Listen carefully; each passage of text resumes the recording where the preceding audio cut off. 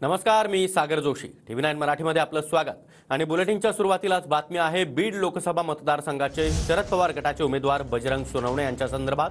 बीडमधून बजरंग सोनवणे यांना पवार गटाकडून उमेदवारी मिळाल्यावर त्यांनी आपल्या प्रचाराला आता सुरुवात केली आहे. आज बीडमध्ये बजरंग सोनवणे यांचं जागोजागी जंगी स्वागत करण्यात आलंय. दरम्यान बीडमध्ये पंकजा मुंडे यांचं आव्हान वाटत नाही अशी प्रतिक्रिया शरद पवार गटाचे उमेदवार बजरंग सोनवणे यांनी दिली आहे. तर प्रीतम मुंडेंच्या 10 वर्षाच्या कामांमुळे कुणीही समाधानी नसल्याचं सोनवणे यांनी म्हटलंय. तर इतकंच नाही तर धनंजय मुंडे कुणासोबत हे सांगता येणार नाही असा टोला देखील सोनवणे यांनी लगावला. राष्ट्रवादी शरद पवारकडून उमेदवारी मिळाल्यानंतर आता बजरंग सोनवणे आता बीड जिल्ह्यात पोहोचलेले आहे. जागोजागी त्यांचं स्वागत देखील करण्यात येत आहे. त्यांच्याशी थेट बातचीत करणार आहोत. खरं तर काल गेल्या वेळेला प्रीतम मुंडे होतात, यावेळेला थेट आता पंकजा मुंडे आहेत. कसं आव्हान वाटतं? याला आव्हान म्हणायची काही गरजच नाहीये.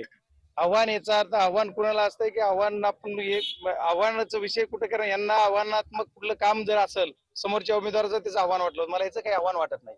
खरं तर प्रीतम मुंडे 10 वर्ष खासदार होतात, मग कसं काम होतं, तुम्ही समाधानी आहात त्या कामांमुळे? मी तर समाधानी नाहीच नाही, पण बीड जिल्ह्यातली कुणीही जनता समाधानी नाहीये.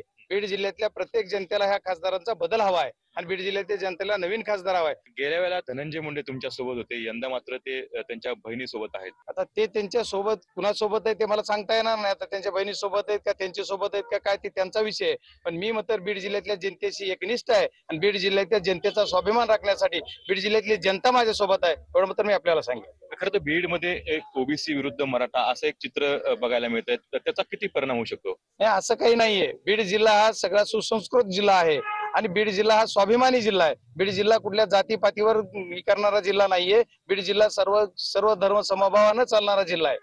कोणत्या मुद्द्यांवरती ही निवडणूक बघायला मिळते तुम्हाला आणि कसं आव्हान वाटतं तुम्हाला? बीड जिल्ह्याचा विकास, बीड जिल्ह्याचा जो विकास मागील 10 वर्षामध्ये 15 वर्षामध्ये काहीही झालेला नाहीये. त्याच्यामुळे बीड जिल्ह्याचा विकास करणे हे आमच्या पक्षाचं किंवा आमचं हे धोरण असणार आहे. कॅमेरा क्रमांक कसं कुणाल जायकर, TV9 मराठी, बीड.